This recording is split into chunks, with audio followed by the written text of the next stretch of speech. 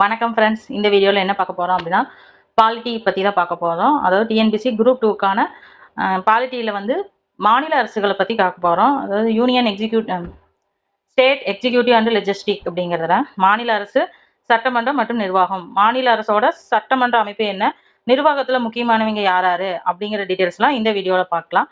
Already மத்திய அரசை பற்றி வீடியோ போட்டிருக்கேன், அது டிஸ்கிரிப்ஷன் லிங்க் தர, வேணுங்கிறவங்க யூஸ் பண்ணிக்கோங்க. வாங்க வீடியோக்குள்ளே போகலாம். மாநில அரசு அப்படின்னு பார்த்தோம்னா மத்திய அரசு 3 அங்கங்கள் இருக்கு. அதே மாதிரி மாநில அரசுலயும் 3 அங்கங்கள் இருக்கு. மத்திய அரசுல இருந்து அதே 3 அங்கங்கள் தான் நிர்வாகத்துறை, சட்டமன்றம், நீதித்துறை அப்படின்னு இருக்கு. மத்திய அரசுல வந்து ஃபர்ஸ்ட் இடத்துல இருக்கிற குடியரசுத் தலைவர். ஆனா வந்து மாநில அரசுல வந்து நிர்வாகத்துறையில முதன்மை பங்கு வகிப்பவர் யாரு அப்படின்னா ஆளுநர். ஆளுநர் கீழே முதலமைச்சர், முதலமைச்சர் கீழே அமைச்சரவை. அதாவது பெயரளவுல நம்ம அரசியலமைப்பு முறைப்படி அமைஞ்சிருக்கிறது. ஆனா பார்த்தோம் அப்படின்னா உண்மையாலும் வந்து மாநிலத்தோட உண்மையான தலைவர் யாரு அப்படின்னா முதலமைச்சர் தான். ஆனா அரசியலமைப்பு படி மாநிலத்தோட தலைவர் யாரு அப்படின்னு பார்த்தோம்னா ஆளுநர் தான். இது வந்து நிர்வாகத்துறையில வந்து ஆளுநர், முதலமைச்சர், அமைச்சரவை இந்த 3ஐயும் உள்ளடக்கியது தான் என்னன்னா மாநில நிர்வாகத்துறை. மத்திய நிர்வாகத்துறையில குடியரசுத் தலைவர், துணை குடியரசுத் தலைவர், பிரதமர், அமைச்சரவைன்னு வருவாரு. ரெண்டையும் கம்பேர் பண்ணியே படிங்க. ஏன்னா அப்பதான் வந்து ஈஸியா நம்மளுக்கு மைண்ட்ல நிற்கும். அதுக்காக தான். அடுத்து சட்டமன்றம். மாநிலத்துல வந்து சட்டமன்றத்துல வந்து 2 வகையா பிரிச்சிருக்காங்க. அதாவது 2 வகையில இருக்கு. ஒண்ணு சட்ட மேலவை, சட்ட கீழவை. சட்ட கீழவை தான் என்னங்கிறாங்க சட்டமன்ற பேரவை அப்படிங்க. சட்ட பேரவை அப்படிங்கிறது சட்டமன்ற கீழவையை தான் வந்து குறிப்பிடுகிறது. தமிழ்நாட்டுல வந்து சட்ட மேலவை வந்து கிடையாது, சட்ட கீழவை தான் இருக்கு. அடுத்து 3வது துறை என்னன்னா நீதித்துறை. நீதித்துறையில என்ன வரும்னா உயர்நீதிமன்றம், மாவட்ட நீதிமன்றம், மற்ற நீதிமன்றங்கள்லாம் நீதித்துறை கீழே வரும். உயர்நீதிமன்றம், மாவட்ட நீதிமன்றம், மற்ற நீதிமன்றங்கள் எல்லாமே எது கீழே வரும் அப்படின்னா நீதித்துறை கீழே வரும். இதான் வந்து மாநில அரசோட கட்டமைப்பு. அடுத்து பார்த்தோம் அப்படின்னா மாநில அரசுகளை பற்றி விவரிக்கும் விதிகள் என்னென்ன அப்படின்னு பார்த்தோம்னா விதி 6ல பிரிவு 168ல இருந்து 212 வரைக்கும் 168ல இருந்து 212 வரைக்கும் மாநில அரசுகளை பத்தி ஆர்டிகல்ஸ் வந்து சொல்லுது.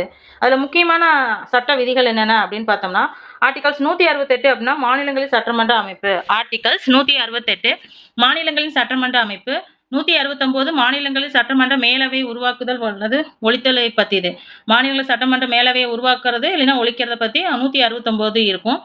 170ங்கிறது சட்டமன்ற பேரவைகளின் அமைப்பு. 170ங்கிறது சட்டமன்ற பேரவையோட அமைப்பும், 171 வந்து சட்டமன்ற மேலவையோட அமைப்பும். அது வந்து பேரவை அப்படிங்கிறது வந்து கீழவையை வந்து குறிக்கும். மேலவை அப்படிங்கிறது 171வது ஆர்டிகல்ஸ். அதான் இதான் முக்கியமான ஆர்டிகல்ஸ். அடுத்து பார்த்தோம் அப்படின்னா 172 172 வந்து என்ன சொல்றீங்கன்னா மாநில சட்டமன்றத்தோட காலம் எவ்வளவு காலம் அப்படின்னு சொல்லப்படும். சட்டமன்றத்தோட காலம் அப்படிங்கிறது 5 ஆண்டுகள் இருக்கும். மாநில சட்டமன்ற உறுப்பினருக்கான தகுதிகள் என்னென்ன அப்படின்னு சொல்றது, அதாவது எம்எல்ஏவோட தகுதிகள் என்னென்ன அப்படின்னு சொல்றது வந்து ஆர்டிகல் 73. ஆர்டிகல் 75 வந்து ஆளுநரின் அவை அல்லது இல்லங்களில் உரையாற்றவும் செய்தி அனுப்பவும் உரிமம் அப்படின்னு போட்டிருக்குது. ஆளுநர் அவை வந்து சட்டமன்றங்கள்ல வந்து உரையாற்றுறதுக்கும் செய்தி அனுப்புறதுக்கும் உரிமம் இருக்கு அப்படின்னு சொல்லுது. அடுத்து 177 வந்து அமைச்சர் மற்றும் தலைமை வழக்கறிஞர் உரிமைகளை பத்தி பேசுது. 177 அமைச்சர் மற்றும் தலைமை வழக்கறிஞர் உரிமைகளை பேசுது. 178 சட்டமன்ற சபாநாயகர் மற்றும் துணை சபாநாயகரோட பதவியை பத்தி பேசுது. 178 வந்து சட்டமன்ற சபாநாயகர் மற்றும் துணை சபாநாயகரோட பதவியை பத்தி பேசுறாங்க.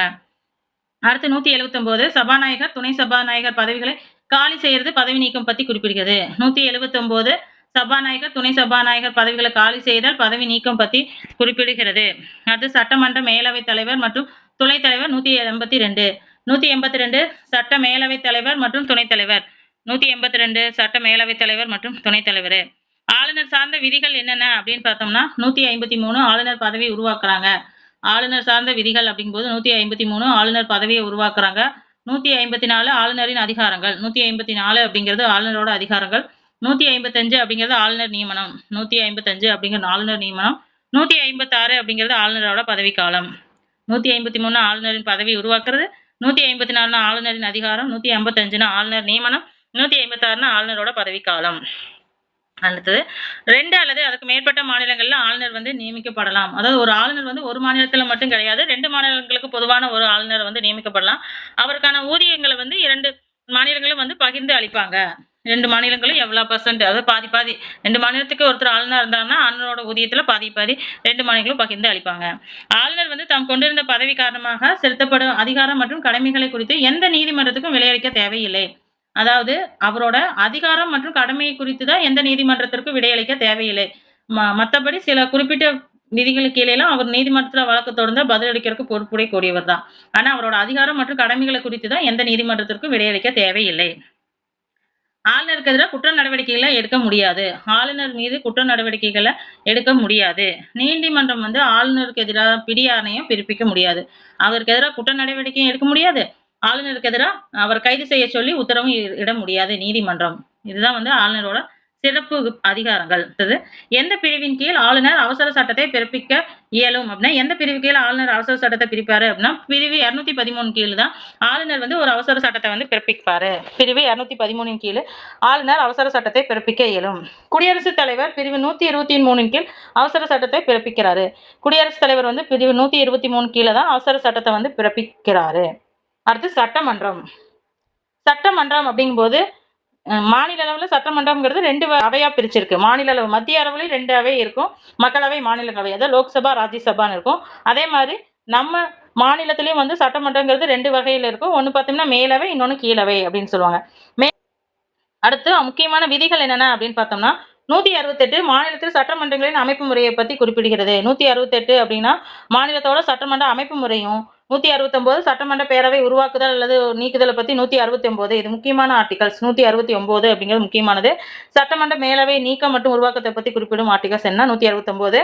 170னா சட்டப்பேரவையோட அமைப்பு முறை அப்படின்னும், 171 அப்படிங்கிறது மேலவையோட அமைப்பு முறையும், 173 சட்டப்பேரவை உறுப்பினர்களுக்கான தகுதிகள் வந்து 173ல இருக்கு. அடுத்து பார்த்தோம்னா சட்டமன்ற மேலவை உறுப்பினர்கள். சட்டமன்ற மேலவை உறுப்பினர்கள் வந்து மக்களால் நேரடியாக தேர்ந்தெடுக்கப்பட மாட்டாங்க. மேலவை அப்படிங்கிறது வந்து மக்களால் நேரடியாக தேர்ந்தெடுக்கப்பட மாட்டாங்க. நகரவை, அதாவது நகராட்சிகள், மாநகராட்சிகள், உள்ளாட்சி மன்றங்கள் வாயிலாக தான் வந்து பட்டதாரி ஆசிரியர்கள் சட்டமன்ற உறுப்பினர்களால் தேர்ந்தெடுக்கப்படுவவர்கள்லாம் சேர்ந்ததான் எது அப்படின்னா சட்டமன்ற மேலவை உறுப்பினர்கள். அவருக்கான தகுதிகள் வந்து இந்திய குடிமகனா இருக்கணும், 30 வயது நிறைவு செய்தவங்களா இருக்கணும். சட்டமன்ற மேலவை உறுப்பினர்களுக்கான பதவிக்காலம் அப்படிங்கிறது 6 ஆண்டுகள். அடுத்து சட்டப்பேரவை உறுப்பினர்கள் வந்து இந்திய குடிமகனா இருக்கணும். சட்டப்பேரவை உறுப்பினர் ஆகணும்னா ஒருத்தர் இந்திய குடிமகனா இருக்கணும், 25 வயது நிறைந்தவரா இருக்கணும், பதிவு செய்யப்பட்ட அதாவது எந்த தொகுதியில வந்து நிற்கிறாரோ அப்படின்னாலும் அவர் ஒரு பதிவு செய்யப்பட்ட வாக்காளர் பட்டியலில் அவர் பேர் இடம்பெற்றிருக்கணும், நல்ல மனநலம் உடையவரா இருக்கணும். அதாவது தெளிவான மனநிலையும் இருக்கிறவங்க தான் அரசியலில் பங்கேற்க முடியும். தெளிவான மனநிலைனா அரசியலில் பங்கேற்க முடியாது. பதவிக்காலம் அப்படிங்கிறது 5 ஆண்டுகள். பதவிக்காலங்கிறது 5 ஆண்டுகள். இந்தியாவில் ஒரு மாநிலத்தில் சட்ட மேலவை யாரால் உருவாக்கப்படலாம் அல்லது ஒழிக்கப்படலாம் அப்படின்னா இந்தியாவில் ஒரு மாநிலத்தில் சட்ட மேலவை யாரால் உருவாக்கப்படலாம் அல்லது ஒழிக்கப்படலாம் அப்படின்னு கொஸ்டின் கேட்டாங்கன்னா மாநில சட்டமன்றம் அதற்கான தீர்மானத்தை நிறைவேற்றி மாநில சட்டமன்றத்தில் தான் ஒரு அந்தந்த மாநிலங்களில் சட்டமன்ற மேலவையை உருவாக்கலாம் அல்லது நீக்கலாம். அதுக்கு மாநில சட்டமன்றத்தில் வந்து ஒரு தீர்மானத்தை நிறைவேற்றணும். இந்தியாவில் மேலவை உள்ள மாநிலங்கள் எது அப்படின்னு பார்த்தோம்னா மொத்தம் 6 மாநிலங்கள்ல மேலவை இருக்கு. 6 மாநிலங்கள்ல இங்கன்னா மத்திய பிரதேசம், உத்தரப்பிரதேசம், கர்நாடகா, தெலுங்கானா, ஆந்திர பிரதேசம், பீகார். மத்திய பிரதேசம், உத்தரப்பிரதேசம், கர்நாடகா, தெலுங்கானா, ஆந்திர பிரதேசம், பீகார். இது மக் டேப் அப்படின்னு நாம வச்சுங்க. MUK மக் டேப் அப்படிங்கிறத நாம வச்சுட்டோம் அப்படின்னா இந்த ஆர்டர் வைஸ் மத்திய பிரதேசம், உத்தரப்பிரதேசம், கர்நாடகா, தெலுங்கானா, ஆந்திர பிரதேசம், பீகார் அப்படின்னு நாம வச்சுக்கோங்க. ஓகேங்களா? ஓகே, இது ஷார்ட்கட்காக. அடுத்து பார்த்தோம்னா சட்டமன்றத்தில் வந்து பண மசோதா யாருடைய முன் அனுமதியுடன் அறிமுகப்படுத்தும் அப்படின்னா மாநில ஆளுநர். மாநில ஆளுநரோட முன் அனுமதியுடன் இருந்தால் சட்டமன்றத்தில் வந்து பண மசோதா அறிமுகப்படுத்த முடியும். அடுத்து பார்த்தோம்னா மாநில அரசியலமைப்பு சார்ந்த விதிகள் என்னென்ன அப்படின்னு பார்த்தோம்னா பகுதி 6ல் இருக்கு. பிரிவு 53லேருந்து 67 இது வந்து அரசியலமைப்பு சார்ந்த விதிகள்.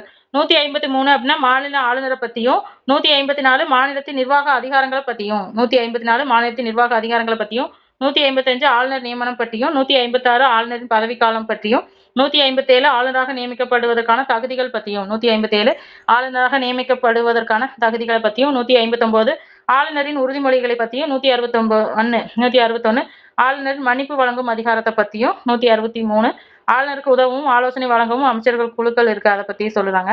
164 அமைச்சர்கள் நியமனங்கள், பதவிக்காலம், சம்பளம், பிற விதிகள்லாம் 164ல வந்து வழங்கப்பட்டிருக்கு. அடுத்து விதிகள். மாநில அரசின் தலைமை வழக்கறிஞர் விதிகள்னா 164ங்கிறது அமைச்சர்கள் நியமனங்கள், பதவிக்காலம், சம்பளம், பிற விதிகள்லாம் 164ல இருக்கும். அடுத்து 165னா மாநில அரசோட தலைமை வழக்கறிஞர். மாநில அரசோட தலைமை வழக்கறிஞர் தலைமை வழக்கறிஞரை பற்றி குறிப்பிடும் பகுதி என்ன அப்படின்னா 165. ஆளுநரின் தகவல்களை வழங்குவது தொடர்பாக முதலமைச்சரோட கடமைகள் வந்து 167. ஆளுநரின் தகவல்களை வழங்குவது தொடர்பாக முதலமைச்சரோட கடமைகள் 167. மாநில சட்டமன்ற கூட்டத்தொடரை வந்து கூட்டுவதற்கான முடிவுக்கு கொண்டு வருதல் மற்றும் கலைத்தல். அதாவது மாநிலத்தில் சட்டமன்ற கூட்டத்தொடரையும் முடிவுக்கு கொண்டு வர்றது, தொடங்குறது மற்றும் கலைக்கிறத பற்றி குறிப்பிடும் பகுதி என்ன அப்படின்னு கேட்டோம்னா 174. ஆர்டிகல்ஸ் 174 படி மாநில சட்டமன்ற கூட்டத்தொடர்கள் வந்து நடத்தப்படும். கூட்டத்தொடரை முடிவுக்கு கொண்டு வரலாம் அல்லது கலைக்கிறதெல்லாம் ஆர்டிகல்ஸ் 174. அடுத்து 175 அப்படின்னா மாநில சட்டமன்ற அவை மற்றும் அவைகளில் உரையாற்றும் செய்தி அனுப்பும் ஆளுநரோட உரிமை. அது 175 படி வந்து ஆளுநர் போய் 2 அவைகளிலுமே வந்து உரையாற்ற முடியும். உரையாற்றின இல்லாட்டியும் ஏதோ செய்தி அனுப்பவும் அவருக்கு உரிமை உண்டு. அது ஆர்டிகல்ஸ் 175 படி. அடுத்து பார்த்தோம் அப்படின்னா செயல்படும் இந்திய குடியரசுத் தலைவர், அதாவது இந்திய குடியரசுத் தலைவர் எப்படி செயல்படுறாரோ அதே மாதிரி ஆளுநருக்கும் 4 பிரிவுகளாக வந்து அதிகாரங்களை கொடுங்கியிருக்காங்க. குடியரசுத் தலைவருக்கு எப்படி அதிகாரங்கள் இருக்கோ 6 வகையில, அதே மாதிரி ஆளுநருக்கு 4 வகையில அதிகாரங்களை வந்து வழங்குறாங்க. நிர்வாக அதிகாரம், சட்டமன்ற அதிகாரம், நிதி அதிகாரம், மன்னிக்கும் அதிகாரம். நிர்வாக அதிகாரம், சட்டமன்ற அதிகாரம், நிதி அதிகாரம், மன்னிக்கும் அதிகாரம். நிர்வாக அதிகாரம் அப்படின்னு பார்த்தோம்னா மாநிலத்தோட ஆளுநர் தான் வந்து நிர்வாகத்தோட மையமா இருக்காரு. ஜனாதிபதியின் நிர்வாக அதிகாரத்தை கொண்டது. இப்ப எப்படி இந்தியாவின் முதல் குடிமகன் அப்படிங்கிறது ஜனாதிபதி தான், அதே மாதிரி மாநிலத்துல வந்து ஜனாதிபதியை போல முதல் குடிமகனா வந்து ஆளுநர் இருப்பாரு. அடுத்து அவர் முதலமைச்சர்கள் மற்றும் மற்ற குழுக்களை முதலமைச்சரையும் அவரோட ஆலோசனையின் பேர் முதலமைச்சரின் ஆலோசனையின்படி மற்ற அமைச்சர்களை வந்து நியமிப்பாரு. யாரு அப்படின்னா ஆளுநர் தான். ஆளுநர் வந்து மாநிலத்துல வந்து பொதுத்துறை நிறுவனங்களுக்கான தலைமை அதிகாரிகள் எல்லாம் வந்து நியமிக்கிறாரு. எதுக்கு அப்படின்னு பார்த்தோம்னா மாநில அதாவது பணியா டிஎன்பிசிக்கு வந்து டிஎன்பிசி தலைவர் மற்றும் உறுப்பினர்களை யாரு நியமிப்பாரு அப்படின்னு கேட்டோம்னா ஆளுநர் தான். மாநிலத்தின் வழக்கறிஞர் அதாவது மாநிலத்தோட முதன்மை வழக்கறிஞரை வந்து யார் நியமிப்பாரு அப்படின்னாலும் ஆளுநர் தான். மாநிலத்தோட தேர்தல் ஆணையத்தோட தலைமை அதிகாரியை நியமிக்கிறது, தேர்தல் ஆணைய தலைவர்களை நியமிக்கிறது யாரு அப்படின்னா ஆளுநர். உயர்நீதிமன்றத்திற்கு கீழே உள்ள நீதிமன்றங்களில் நீதிபதி, அதாவது உயர்நீதிமன்ற நீதிபதியை வந்து நியமிக்கிறது வந்து குடியரசுத் தலைவர். ஆனா அவருக்கு கீழே உள்ள மற்ற நீதிமன்றங்கள் நீதிபதிகளை நியமிக்கிறது உயர்நீதிமன்றம், அதாவது மாவட்ட நீதிமன்றங்கள் இருக்குல்ல, அந்த மாவட்ட நீதிமன்றங்கள், உரிமையல் நீதிமன்றங்கள், குற்றவியல் நீதிமன்றம், தனித்தனி நீதிமன்றங்கள்லாம் இருக்கும். அந்த நீதிமன்றங்களுக்கெல்லாம் நீதிபதியை யார் நியமிக்கிறா அப்படின்னு பார்த்தோம்னா ஆளுநர் தான். ஆளுநருக்கு வந்து நம்ம மாவட்ட அளவில் நீதிமன்றங்களுக்கு நீதிபதி நியமிக்கிறதுக்கு தான் உரிமை உண்டு. மாநிலத்தின் உயர்நீதிமன்ற நீதிபதி மற்றும் தலைமை நீதிபதியெல்லாம் நியமிக்கிறது யாரு அப்படின்னா குடியரசுத் தலைவர் தான். உயர்நீதிமன்ற நீதிபதியை ஜனாதிபதி நியமிக்கும் போது ஆளுநர்கிட்ட கலந்து ஆலோசிச்சுட்டு தான் அவர் ஜனாதிபதியை நியமிக்கிறாரு. இது கொஸ்டின் வரும். உயர்நீதிமன்ற நீதிபதி நியமிப்பதில் பங்கு பெறுபவர் யாரு அப்படின்னு கேட்டோம்னா மாநில ஆளுநர், ஜனாதிபதி, அப்புறம் உச்ச நீதிமன்றத்தினோட தலைமை நீதிபதி, அவங்க 3 பேர் தான் பங்கேற்பாங்க. இதுல முதலமைச்சர் பங்கேற்க மாட்டாரு. முதலமைச்சர் வராரு. உச்ச நீதிமன்றத்தின் தலைமை நீதிபதி, குடியரசுத் தலைவர், ஆளுநர் இவங்க எல்லாம் தான் அதுல பங்கேற்பாங்க. அடுத்தது நிர்வாகத்தின் அனைத்து முடிவுகளும் ஆளுநர் பெயரால் எடுக்கப்படுகிறது. மாநில நிர்வாகத்துல அனைத்து முடிவுகளுமே யாரோட பெயர்ல எடுக்கப்படும் அப்படின்னா ஆளுநரோட பெயர் தான். மாநிலத்தில் அவசர நிலையை அமல்படுத்துவதற்கு ஆளுநர் வந்து ஜனாதிபதியிடம் வந்து பரிந்துரைப்பாரு. சட்டம் இயற்றும் அதிகாரம் அப்படின்னு பார்த்தோம்னா ஆளுநர் வந்து மாநில சட்டமன்றத்தை பிரிக்க முடியாத ஒரு பகுதியா வந்து இருக்கிறாரு. மாநில சட்டமன்றத்துல இரு அவைகளுமே கூட்டி கலைக்க உரிமம் யாருக்கு இருக்கு அப்படின்னா ஆளுநருக்கு தான் உண்டு. அதாவது மேலவையாகட்டும் கீழவையாகட்டும் ஒரு கூட்டத்தொடர், அதாவது சட்டமன்ற கூட்டத்தை வந்து கூட்டுறதுக்கு உரிமை வந்து ஆளுநருக்கு இருக்கு. வீட்டின் 2 அமர்வுகள், அதாவது சட்டமன்றத்தில் வந்து 2 அமர்வுகளுக்கு வந்து இடைவெளியானது 6 மாதங்கள் இருக்க வேண்டும் என்பதை வந்து உறுதி செய்கிறாரு. 6 மாதங்களுக்கு இடைவேளைக்குள்ள ஒவ்வொரு கூட்டத்தொடர் நடத்தணும் அப்படிங்கறத உறுதி செய்யறாங்க. அடுத்து பார்த்தோம்னா சட்டமன்ற மேலவைக்கு வந்து 1 அதாவது 6ல் 1 பங்கு, சட்டமன்ற மேலவைக்கு 6ல் 1 பங்கு உறுப்பினர்களை வந்து ஆளுநர் நியமிக்கிறாரு. ஆங்கிலேயர் இந்திய சமூகத்தை சேர்ந்த ஒரு உறுப்பினரை வந்து நியமிக்கிறாரு. ஆங்கில இந்திய சமூகத்தை சேர்ந்த ஒரு உறுப்பினர்களை வந்து சட்டமன்றத்துல வந்து ஆளுநர் நியமிப்பாரு. அவசர சட்டம் தொடர்பாக வந்து குடியரசுத் தலைவருக்கு பரிந்துரைக்கிற உரிமை யாருக்கு இருக்கு அப்படின்னா ஆளுநர்கிட்ட தான் இருக்கு. சில வரம்புகளை வந்து மாநில மற்றும் பொதுப்பட்டியல் தொடர்பான அவசர சட்டத்தை மட்டுமே வந்து ஆளுநர் பிறப்பிக்க முடியும். மாநில சட்டமன்றத்தால் நிறைவேற்றப்படும் மசோதா சட்டமாகி ஆளுநர் அதற்கு ஒப்புதல் அளித்துடன் தான் அமலுக்கு வரும். அதாவது சட்டமன்ற கூட்டத்தொடர் இல்லைனாலுமே அவசர சட்டங்களை வந்து ஆளுநர் வந்து பிறப்பிக்க முடியும். மாநில சட்டமன்றத்துல ஒரு சட்டம் மசோதா நிறைவேற்றப்பட்டுச்சு அப்படின்னா அதாவது மாநில சட்டமன்றத்துல ஒரு மசோதா நிறைவேற்றப்பட்டுச்சு அப்படின்னா சட்டமாகறதுக்கு ஆளுநரோட கையெழுத்து பெறக்கு, அதாவது ஒப்புதல் பெறக்காக கண்டிப்பா அனுப்பணும். அவர் ஒப்புதல் பெற்ற பிறகுதான் மாநில சட்டமன்றத்தில் நிறைவேற்றப்பட்ட மசோதா அப்படிங்கிறது சட்டமாகும். அடுத்து பார்த்தோம்னா நிதி அதிகாரம். ஆளுநரோட நிதி அதிகாரம் என்னென்ன அப்படின்னு பார்த்தோம்னா ஆளுநர் வந்து பரிந்துரை இல்லாமல் எந்த ஒரு பண மசோதாவையும் வந்து மாநில அரசு வந்து அறிமுகப்படுத்த முடியாது. சட்டமன்றத்தில் அறிமுகப்படுத்தப்படும் எந்த ஒரு பண மசோதாவுக்கும் ஆளுநரோட அனுமதி, அதாவது பரிந்துரை அப்படிங்கிறது தேவை. ஆளுநரோட பரிந்துரை என்பது தேவை. மாநிலத்தின் வருடாந்திர நிதிநிலை அறிக்கையை வந்து மாநில நிதியமைச்சர் மாநில சட்டமன்றத்தின் முன் சமர்ப்பிக்கிறது. அதாவது ஆளுநர்கிட்ட வந்து ஒப்புதல் வாங்கிட்டு தான் வந்து நிதிநிலை அறிக்கை பட்ஜெட் அறிமுகப்படுத்துறாங்களா, அது ஆளுநர் ஒப்புதல் பெற்றதுக்கு பின்னாடி தான் மாநிலத்துல வந்து பட்ஜெட் வந்து தாக்கல் செய்யப்படும். பட்ஜெட் தாக்கல் செய்யப்படும். அடுத்து மன்னிக்கும் அதிகாரம். மன்னிக்கும் அதிகாரம் அப்படின்னா எந்த ஒரு சட்டத்திற்கும் எதிராகவும் எந்த ஒரு குற்றத்திற்கு எதிராகவும் தண்டனை பெற்ற எந்த ஒரு நபருக்கும் மன்னிப்பு வழங்க, கண்டிக்க, அவகாசம் அளிக்க அல்லது இடைநீக்கம் செய்ய அல்லது நிர்வாக நடவடிக்கைகளுக்கு வழிவகுக்கும் எந்த ஒரு நபருக்கும் ஆளுநர் பிரிவு 161 கீழ் அதிகாரம் அளிக்கிறது. அதாவது சின்ன தண்டனை பெற்ற அப்படிங்கிறது மட்டும்தான். ஒரு நபருக்கெல்லாம் மன்னிப்பு வழங்குற அதிகாரம் வந்து ஆளுநர் 161 கீழே வந்து மன்னிப்பு வழங்குவாரு. தண்டனைனா இப்ப 10 ஆண்டு தண்டனை, 7 ஆண்டு சிறை தண்டனை அப்படின்னு பெற்றவங்களுக்கு மட்டும்தான் மன்னிப்பு ஆளுநர் வழங்குவாங்க. ஆனா மரண தண்டனை விதிக்கப்பட்ட ஒரு நபருக்கு வந்து மன்னிப்பு வழங்குறதுக்கு ஆளுநருக்கு உரிமம் கிடையாது. அது வந்து ஜனாதிபதி தான் வந்து மன்னிப்பு வழங்கும் அதிகாரம் வந்து மரண தண்டனை பெற்ற கைதிகளுக்குமே மன்னிப்பு வழங்குற அதிகாரம் யாருக்கு இருக்கு அப்படின்னா ஜனாதிபதிக்கு, குடியரசுத் தலைவர் தான் இருக்கு. ஜனாதிபதியா செய்யக்கூடியதை போல நீதிமன்ற தற்காப்பு விசாரணையால் தண்டனை வழங்குவது தொடர்பாக அவருக்கு அதிகாரம் இல்லை. அடுத்து பார்த்தோம் அப்படின்னா இப்படித்தான் இருக்கும். அதாவது மாநில நிர்வாகம் அப்படின்னா சட்டமன்றம், மேலவை, கீழவை, ஆளுநர், முதலமைச்சர், அமைச்சரவை குழு அப்படின்னு சொல்லுவாங்க. அதாவது 1986 நவம்பர் மாதம் நாள், அதாவது நவம்பர் 1ஆம் தேதி, 1986 நவம்பர் 1ஆம் தேதி பார்த்தோம் அப்படின்னா தமிழ்நாட்டில் வந்து சட்ட மேலவை கலைப்பு மசோதா வந்து நிறைவேற்றப்பட்டு தமிழ்நாட்டில் சட்ட மேலவை அப்படிங்கிறது கலைக்கப்பட்ட ஆண்டு என்ன அப்படின்னா 1986 நவம்பர் 1. 1986 நவம்பர் 1ல தமிழ்நாட்டில் சட்ட மேலவை அப்படிங்கிறது கலைக்கப்பட்டுச்சு. சட்ட மேலவைக்கான தேர்தல் எப்படி நடக்குன்னா 1/3 பங்கு உறுப்பினர்கள் வந்து உள்ளாட்சி அமைப்புகளால் தேர்ந்தெடுக்கப்படணும். 1/3 பங்கு, அதாவது 1/3, 1/3 பங்கு உறுப்பினர் வந்து உள்ளாட்சியிலிருந்து தேர்ந்தெடுக்கப்படணும். 12 பங்கு யாருன்னா பட்டதாரிகளால் தேர்ந்தெடுக்கப்படுவாங்க. 12 பங்கு யாரு அப்படின்னா பட்டதாரிகளால் தேர்ந்தெடுக்கப்படுவாங்க. அதுலயே வந்து 12 பங்கு யாரு அப்படின்னா பட்டதாரி ஆசிரியர்களால் வந்து தேர்ந்தெடுக்கப்படுவாங்க. 12 பங்கு உறுப்பினர்கள் பட்டதாரி ஆசிரியர்களால் தேர்ந்தெடுக்கப்படுவாங்க. 3 பங்கு வந்து சட்டப்பேரவை உறுப்பினர்களால் தேர்ந்தெடுப்பாங்க. அதாவது எம்எல்ஏக்கள்லாம் சேர்ந்து தேர்ந்தெடுப்பாங்க. 6 பங்கு உறுப்பினர்கள் வந்து கலை, இலக்கியம், அறிவியல், சமூக சேவை மற்றும் கூட்டுறவு இயக்கங்கள்ல சிறந்தவர்களே ஆளுநர் நியமனம் செய்வாரு. இதுதான் வந்து எந்தெந்த ரேஷியோல வந்து உறுப்பினர்கள் தேர்ந்தெடுக்கப்படுவாங்க அப்படிங்கறதுக்கான டீடைல்ஸ். அடுத்து பார்த்தோம் அப்படின்னா சுதந்திர இந்தியாவில் ஒரு மாநிலத்தின் முதல் பெண் ஆளுநர் யாரு அப்படின்னா திருமதி சரோஜினி நாயுடு தான் இந்தியாவில் ஒரு மாநிலத்தோட முதல் பெண் ஆளுநர். ஒரு மாநிலத்தில் அமைச்சர்கள் குழு கூட்டாக எதற்கு பொறுப்புடையவர்கள் அப்படின்னா சட்டமன்றத்துக்கு. ஒரு மாநிலத்துக்கு முதலமைச்சர் மற்றும் அமைச்சரவை குழு யாருக்கு பொறுப்பு அப்படின்னு பார்த்தோம்னா சட்டமன்றத்திற்கு தான் பொறுப்பானவர்கள். ஒரு மாநிலத்தில் சட்டமன்றத்தில் எந்த கட்சிக்கும் முழுமையான பெரும்பான்மை இல்லாத பட்சத்தில் ஆளுநர் வந்து எப்படி செயல்படுவாரு அப்படின்னா ஒரு சொந்த விருப்பத்தின் பேர்ல தான் செயல்படுவாரு. ஒரு மாநிலத்துல சட்டமன்றத்துல எந்த கட்சிக்கும் பெரும்பான்மை இல்லை அப்படின்னா ஆளுநர் எப்படி செயல்படுவார்னா அவரோட சொந்த விருப்ப உரிமம், அதாவது எந்த கட்சியை வேணா கூப்பிட்டு ஆட்சி அமைங்க அப்படின்னு சொல்லுவாங்க. ஆட்சி அமைச்சிட்டா போதுமா அப்படின்னா எந்த கட்சி ஆட்சி அமைச்சிச்சோ அது சட்டமன்றத்துல போய் நம்பிக்கையில்லா தீர்மானத்துல வெற்றி பெற்று நாங்க தான் மெஜாரிட்டியா இருக்கோம், அதாவது நம்பிக்கையுடைய கட்சி ஆட்சி அமைக்கிறோம் அப்படிங்கிறத நிரூபிக்கணும். ஆளுநர் வந்து 2 கட்சியும் ஒரே மாதிரி இருந்துச்சுன்னா எந்த ஒரு கட்சியும் வேணா ஆட்சி அமைக்க அழைக்கலாம். ஆனா நம்பிக்கையில்லா வாக்கெடுப்பு வந்து சட்டமன்றத்துல கொண்டு வருவாங்க. அதுல ஜெயிச்சு வின் பண்ணாதான் அந்த கட்சியோட ஆட்சி அப்படிங்கிறது தொடரும். அடுத்து ஒரு மாநிலத்துல மிக உயர்ந்த சட்ட அதிகாரி யாரு அப்படின்னா ஒரு மாநிலத்தோட மிக உயர்ந்த சட்ட அதிகாரி அப்படிங்கிறது மாநில அரசின் தலைமை வழக்கறிஞர் தான் யாரு அப்படின்னா ஒரு மாநில அரசின் மிக உயர்ந்த சட்ட அதிகாரி.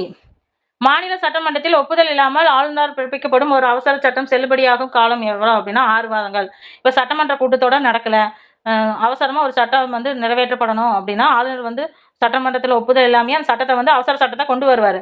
அந்த அவசர சட்டத்தை அவர் கொண்டு வந்தாலும் 6 வார காலத்துக்குள்ள சட்டமன்றத்தை கூட்டி அந்த சட்டமன்றம் வந்து அந்த அவசர சட்டத்துக்கு ஒப்புதல் தெரிவிக்கணும். இல்லைன்னா அந்த அவசர சட்டம் அப்படிங்கிறது செல்லாத ஆகிவிடும். ஓகேங்களா? அப்போ ஆளுநர் ஒரு அவசர சட்டத்தை பிறப்பித்தார்னா செல்லுபடிக்கூடிய காலம் அப்படின்னா 6 வாரங்கள். 6 வாரத்துக்குள்ள சட்டமன்றத்தை கூட்டி எல்லா எம்எல்ஏக்களும் சேர்ந்து அப்ரூவ் தரணும். அடுத்து பார்த்தோம் அப்படின்னா மாநில சட்டமன்ற உறுப்பினர்களாக இல்லாமல் ஒருவர் மாநில அரசின் அமைச்சராக தொடரக்கூடிய அதிகபட்ச காலம் எத்தனை அப்படின்னா 6 மாதங்கள். இப்போ எம்எல்ஏவே இல்லாத ஒருத்தர் வந்து மாநில அரசின் அமைச்சராக நியமிக்கப்படலாம். அவர் அமைச்சராக எத்தனை நாளைக்கு இருக்கலாம்னா மேக்சிமம் 6 மாசம் இருக்கலாம். அதுக்குள்ள வந்து அவர் எலெக்ஷன்ல நின்று ஜெயிச்சிட்டார் அப்படின்னா அவர் பதவிக்காலம் வந்து கண்டினியூவா இருக்கும். இல்லைன்னா 6 மாசத்துல அவர் வந்து நீக்கப்படுவாரு, தகுதி இழந்துருவார். எந்த ஆண்டு மொழியியல் அடிப்படையில் மாநிலங்கள் அங்கீகரிக்கப்பட்டுச்சு அப்படின்னா 1956. எந்த ஆண்டுலேருந்து மொழியியல் அடிப்படையில் மாநிலங்கள் அங்கீகரிக்கப்பட்டுச்சு அப்படின்னா 1956. மொழி அடிப்படையில் உருவான முதல் மாநிலம் எது அப்படின்னா ஆந்திரா. மொழி அடிப்படையில் உருவான முதல் மாநிலம் எது அப்படின்னாலும் ஆந்திரா தான். மாநில தேர்தல் ஆணையம் நகராட்சி தேர்தல்களை நடத்துறது, கட்டுப்படுத்துகிறது, மேற்பார்வை செய்கிறது அப்படின்னு எந்த அரசியலமைப்பு அதிகாரம் மாநில தேர்தல் ஆணையத்தை பத்தி விளக்குது அப்படின்னா மாநில தேர்தல் ஆணையம் பத்தி குறிப்பிடும் அரசியலமைப்பு பகுதி என்ன அப்படின்னா 243 243 படி மாநில தேர்தல் ஆணையம் வந்து நகராட்சிக்கான தேர்தலை வந்து நடத்துது, கட்டுப்படுத்துது, மேற்பார்வை செய்கிறது. அடுத்து என்ன அப்படின்னா ஆளுநரோட விருப்புரிமை அதிகாரங்கள் எதில் வரையறைப்பட்டது அப்படின்னா ஆளுநருக்குன்னு விருப்ப உரிமம் இருக்கு. அதாவது கட்சியை மெஜாரிட்டி இல்லைன்னா ஏதோ ஒரு கட்சியை அமைக்க சொல்லலாம். இந்த மாதிரி சுச்சுவேஷன்ல ஆளுநர் விருப்ப உரிமம் எந்த இடத்துல செல்லாது அப்படின்னு பார்த்தோம்னா மசோதாக்களுக்கு ஒப்புதல் அளித்தல், இது வந்து நம்ம தமிழ்நாடு கவர்மெண்ட் விசஸ் ஆளுநர் அப்படிங்கிற மாதிரி ஒரு வழக்குல தீர்ப்பெல்லாம் வந்துருச்சு. மசோதாவுக்கு வந்து ஒப்புதல் தராம ரொம்ப காலகாலம் தாத்திட்டு இருக்கக்கூடாது. சில காரணங்களுக்காக மசோதாக்களுக்கு உடனே ஒப்புதல் அளிக்கணும் அப்படின்னு நீதிமன்றமே தீர்ப்பு சொல்லி இருக்குது. அதனால வந்து ஆளுநர் விருப்பம் வந்து இந்த மசோதாவுக்கு ஒப்புதல் அளிக்கிறதுல இருந்து விடுவிக்கப்பட்டுள்ளது. அடுத்தது, குடியரசுத் தலைவர் மாநில ஆளுநரை நியமிக்கும் போது யாரின் ஆலோசனைப்படி செயல்படுவாரு அப்படின்னா பிரதமரோட ஆலோசனைப்படி தான் செயல்படுவாரு. ஆளுநரின் அறிக்கையின்படி குடியரசுத் தலைவர் அரசியலமைப்பின் எவ்விதியை பயன்படுத்தி ஒரு மாநிலத்தின் ஒரு குடியரசுத் தலைவர் ஆட்சியை ஏற்படுத்துவார் அப்படின்னா, அதாவது எந்த ஆர்டிகல்ஸை பயன்படுத்தி குடியரசுத் தலைவர் ஆட்சியை மாநிலத்தில் வந்து நிறுவுவாங்க அப்படின்னா ஆர்டிகல்ஸ் 356. மாநில ஆளுநர் இறந்தாலோ ராஜினாமா செய்தாலோ புதிய ஆளுநர் நியமிக்கப்படும் வரை பொதுவாக யார் ஆளுநர் மாளிகை பணியை செய்வாரு அப்படின்னா உயர்நீதிமன்றத்தின் தலைமை நீதிபதி. இப்ப ஆளுநர் பதவி காலியா இருந்துச்சுன்னா அங்க ஆளுநர் பதவி நீக்கிற வரைக்கும் யார் ஆளுநர் பணிகளை பார்ப்பாங்க அப்படின்னா உயர்நீதிமன்றத்தோட தலைமை நீதிபதி இருக்கல்ல அவர் தான் வந்து பார்ப்பாரு.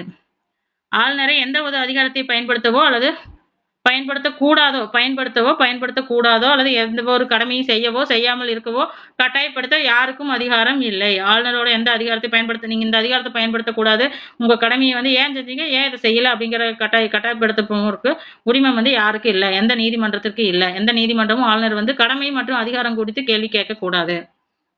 ஆளுநர் வந்து ஒரு மசோதாவுக்கு ஒப்புதல் வந்து அளிக்கலாம் இல்ல மறுக்கலாம். இல்லைன்னா குடியரசு பரிந்துரைக்காக நிறுத்தியும் வைப்பாரு. ஏதாவது சட்டமன்றத்தில் ஒரு மசோதா நிறைவேற்றப்பட்டுச்சு அப்படின்னா சட்டமாவதற்காக ஆளுநரிடம் போகும். ஆளுநர் வந்து அந்த மசோதாவை வந்து நிறுத்தி வைக்கலாம். இல்லையா அந்த மசோதாவை வந்து குடியரசுத் தலைவர் பரிந்துரைக்கு அனுப்பலாம். என்ன சில காரணங்களை சொல்லி இந்த மாதிரி அதுல சரியில்லைன்னு திருத்தம் செய்யுங்க அப்படின்னு சொல்லி மீண்டும் சட்டமன்றத்துக்கே அவர் அனுப்பி வைக்கலாம். ஆனா சட்டமன்றத்துல வந்து திருத்தம் செஞ்சுட்டு ஒரே மசோதாவை திருத்தம் செஞ்சுட்டு மறுபடியும் வந்து ஆளுநருக்கு அனுப்பி வச்சாங்க அப்படின்னா ஆளுநர் வந்து அதை நிராகரிக்க முடியாது. அந்த மசோதாவுக்கு ஏத்து அவரு செயல்படுத்தி தான் ஆகணும்.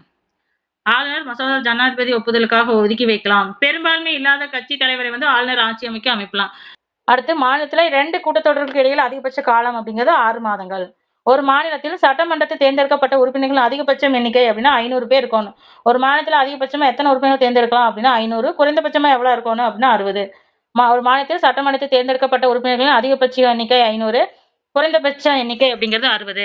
மாநில அமைச்சர் குழுவின் கூட்டங்களுக்கு யார் தலைமை தாங்குவார் அப்படின்னா முதலமைச்சர். மாநில அமைச்சர்கள் குழுவின் கூட்டங்களுக்கு யார் தலைமை தாங்குவார் அப்படின்னா முதலமைச்சர். மாநில சட்டமன்ற கூட்டத்தொடர் இல்லாத போது யார் அவசர சட்டங்களை பிறப்பிக்க முடியும் அப்படின்னா ஆளுநர் தான். மாநிலத்தில் சட்டமன்ற கூட்டத்தொடர்ல இல்லைன்னா அப்படின்னா யார் அவசர சட்டங்களை பிறப்பிக்க முடியும் அப்படின்னா ஆளுநர் தான். பின்வருவற்றில் எது மாநில நிர்வாக செயல்பாடு அல்ல, எது வந்து மாநில நிர்வாகத்தோட செயல்பாடு இல்லை அப்படின்னு பார்த்தோம்னா சட்டங்களை உருவாக்குறது, சட்டங்களை அமல்படுத்துவது, சட்டங்கள் ஒழுங்கை பராமரிக்கிறது, உயர்நீதிமன்ற நீதிகளை நியமித்தல், இதெல்லாம் வந்து மாநில அரசோட செயல்பாடு கிடையாது. எது இல்லை அப்படின்னு பார்த்தோம்னா சட்டங்களை வந்து அமல்படுத்துறது. சட்டங்களை அமல்படுத்துறதுக்கு வந்து மாநில அரசுக்கு உரிமம் கிடையாது, அது நீதிமன்றத்திற்கு தான் உரிமம் இருக்குது. உயர்நீதிமன்றங்கள் நீதிபதிகளை வந்து மாநில அரசு நியமிக்காது, அதுல பங்கேற்போம். இந்த நீதிபதிகளை நியமிங்க அப்படின்னு சொல்லி பரிந்துரையை வந்து மாநில அரசு வந்து கொடுக்கும். மாநில அரசு நிர்வாகத்துல ஆளுநர் இருக்கிறங்காட்டி வந்து அது இந்த பாயிண்ட் கரெக்ட் தான். ஓகேங்களா, இது ஒண்ணுதான் ராங். அடுத்து பார்த்தோம் அப்படின்னா குடியரசுத் தலைவருக்கு மாநில அரசியலமைப்பு சூழ்நிலையிலிருந்து குறித்து பரிந்துரைக்கலாம். அதாவது மாநில அரசுல என்னென்ன சூழ்நிலை அரசின் சூழ்நிலை நிறைவேது அப்படின்னு சொல்லி குடியரசுத் தலைவருக்கு வந்து ஆளுநர் பரிந்துரைப்பாரு. சட்டம் ஒழுங்கு சூழ்நிலை ரொம்ப சீர்கெட்டு இருந்துச்சு அப்படின்னா மாநிலத்துல குடியரசுத் தலைவர் ஆட்சி அமைக்கணும் அப்படின்னா ஆளுநர் வந்து பரிந்துரைப்பாரு. இது அவரோட விருப்ப உரிமை. அடுத்து பார்த்தோம்னா முதலமைச்சர் அப்படின்னா யாருன்னு பார்த்தோம்னா பெரும்பான்மை கட்சியினோட தலைவர் தான் யாரு முதலமைச்சர். பிரதமரோட பணிகளை போன்றதான் முதலமைச்சர் பணிகளும். பிரதமர் அங்க எப்படி செயல்படுறாரோ அதே மாதிரிதான் மாநிலத்தில் வந்து பேரவைத் தலைவர் ஆளுநர். உண்மையான தலைவர் யாருன்னா முதலமைச்சர் தான். பிரதமர் நிலையை போன்றது மாநில அரசின் உண்மையான தலைவர். முதலமைச்சர் ஆலோசனை பேர்ல தான் ஆளுநர் அமைச்சரவை அமைச்சர்களுக்கு இலாக்காவில் வந்து ஒதுக்குவாரு. மாநில அரசு சட்டங்கள் மற்றும் கொள்கைகள் வகுப்பதில் முக்கிய பங்கு வகிப்பவர் யாருன்னா முதலமைச்சர் தான். மாநில அரசு சட்டங்கள் மற்றும் கொள்கையை வகுப்பதில் முக்கிய பங்கு வகிப்பவர் முதலமைச்சர். மாநில சட்டமன்றத்திற்கு உள்ளேயும் வெளியேயும் தனது அரசாங்கத்தின் கொள்கையின் தலைமை செய்தி தொடர்பாளர் யாரு அப்படின்னா முதலமைச்சர் தான். மாநிலத்துக்குள்ள தலைமை செய்தி தொடர்பாளர்னா முதலமைச்சர். மத்திய அளவுல செய்தி தொடர்பாளர் யாருன்னா பிரதமர் அமைச்சர். மாநில விவகாரங்களின் நிர்வாகம் மற்றும் ஆளுநர் கோரக்கூடிய சட்டம் இயற்றுவதற்கான திட்டங்கள் தொடர்பான தகவல்களை முதலமைச்சர் வழங்குகிறார். மாநில விவகாரங்களின் நிர்வாகம் மற்றும் ஆளுநர் கோரக்கூடிய சட்டம் இயற்றுவதற்கான திட்டங்கள் தொடர்பான தகவல்களை முதலமைச்சர் வந்து வழங்குறாரு. அடுத்து பார்த்தோம்னா ஆளுநருக்கும் முதலமைச்சருக்கும் உள்ள உறவு என்ன அப்படின்னா மாநிலத்தின் அரசமைப்பின் தலைவர் அப்படின்னா யாரு அப்படின்னா ஆளுநர் தான். மாநிலத்தின் ஜனாதிபதி ஆட்சியை வந்து அமல்படுத்துவதற்கு ஜனாதிபதியிடம் கோரிக்கை அனுப்புவார். அதாவது 366 வந்து அமல்படுத்துங்க அப்படின்னு சொல்லி அவசர நிலையை வந்து மாநில அவசர நிலையை அறிவிங்க அப்படின்னு சொல்லி ஜனாதிபதிக்கு வந்து ஆளுநர் தான் பரிந்துரைக்க முடியும். அதாவது ஆளுநர் மற்றும் முதலமைச்சருக்கு இடையேயான ஆர்டிகல்ஸ் என்ன அப்படின்னு பார்த்தோம்னா 163, 64, 67. 163, 164, 167 இந்த 3 ஆர்டிகல்ஸ் தான் ஆளுநர் மற்றும் முதலமைச்சருக்கான தொடர்பு பற்றி குறிப்பிடும் ஆர்டிகல்ஸ் என்னன்னா 3 தான். இந்த 163, 164, 167. அடுத்து council of minister COM council of ministers 3 வகையாக அமைச்சர்கள் இருக்கிறாங்க. மத்திய அரசுல எப்படி இருக்கிறாங்களோ அதே மாதிரி தான். அமைச்சரவை அமைச்சர்கள், மாநில அமைச்சர்கள், துணை அமைச்சர்கள். அமைச்சரவை அமைச்சர்கள், மாநில அமைச்சர்கள், துணை அமைச்சர்கள் அப்படின்னு. எப்படி வந்து ஒரு மசோதா வந்து சட்டமாகுது அப்படின்னு பார்த்தோம்னா, எப்படி ஒரு மசோதா சட்டமாகுது அப்படின்னா, சட்டப்பேரவையில் மசோதாவை வந்து ஃபர்ஸ்ட் அறிமுகப்படுத்தணும். சட்டப்பேரவையில மசோதாவை வந்து அறிமுகப்படுத்தணும். விவாதங்கள், கருத்து பரிமாற்றங்கள் அதன் மீது நடைபெறும். அதுக்கப்புறம் அந்த மசோதா மீது என்னென்ன விவாதங்கள் நடைபெறுமோ அதெல்லாம் நடைபெறும். மசோதா வந்து திருத்தம் கொண்டு வரலாம். சில பரிந்துரைகளை வந்து மசோதாவில் செய்யப்பட்டு திருத்தம் செய்யப்படலாம். திருத்தம் செய்யப்பட்ட பின் என்ன ஆகும் அப்படின்னா, மசோதாவுக்கு ஆதரவாக பாதிக்கு மேற்பட்ட சட்டமன்ற உறுப்பினர்கள் வாக்களிக்கணும். பாதிக்கு மேற்பட்ட அப்படின்னா இப்ப 6 உறுப்பினர்கள் இருக்காங்க அப்படின்னா 6ல பாதி அப்படின்னா 3, 3க்கு மேல அதாவது 4 உறுப்பினர்கள் வந்து மசோதாவுக்கு ஆதரவு அளிச்சா தான் அந்த மசோதா அப்படிங்கிறது வந்து சட்டமா வந்து நிறைவேற்றப்படும். அப்படியே அந்த மசோதா சட்டமன்றத்துல நிறைவேற்றப்பட்டுச்சு அப்படின்னா அது சட்டமாகறதுக்காக ஆளுநரோட ஒப்புதலுக்காக அனுப்பிச்சு வைப்பாங்க. ஆளுநர் என்ன பண்ணுவாருன்னா அந்த மசோதாக்கு ஒப்புதல் கொடுக்கலாம், இல்லைன்னா கொடுக்காம காலம் தாழ்த்தலாம், இல்லைன்னா குடியரசுத் தலைவருக்கு பரிந்துரைக்கலாம். 3 ஆப்ஷன் அவருக்கு இருக்கு. ஒப்புதல் அளிச்சுட்டா முடிஞ்சிச்சு. ஒப்புதல் அளிக்காம குடியரசுத் தலைவருக்கு அனுப்பிச்சு வச்சாலும் பிரச்சனை இல்லை. அங்க காலம் தாழ்த்தும் போது காலம் தாழ்த்தினாரு அப்படின்னா தான் அது தமிழ்நாடு அரசுக்கும் ஆளுநருக்கு இடையே உள்ள வழக்கினையே தீர்ப்பு வழங்கியிருக்காங்க. மசோதா ஒப்புதலுக்காக ஒரு குறிப்பிட்ட கால வரையை கொண்டு வாங்க, காலம் தாழ்த்திட்டே போகாதீங்க அப்படிங்கிற தீர்ப்பு இப்பவே வழங்கப்பட்டுதான் இருக்கு. ஒருவேளை அவர் திருத்தம் செய்யுங்கன்னு சட்டமன்றத்துக்கு அனுப்புனாரு அப்படின்னா மசோதாவை திருத்தி மீண்டும் வந்து சட்டமன்ற ஆளுநருக்கு அனுப்பிச்சு அப்படின்னா கண்டிப்பா அவர் ஒப்புதல் அளிச்சுதான் ஆகணும். ஓகேங்களா? ஓகே, இதுதான் வந்து மாநில அரசோட முக்கிய கருத்துக்கள். ஓகேங்களா? அடுத்து ஒரு வீடியோல முக்கியமானதை பார்க்கலாம்.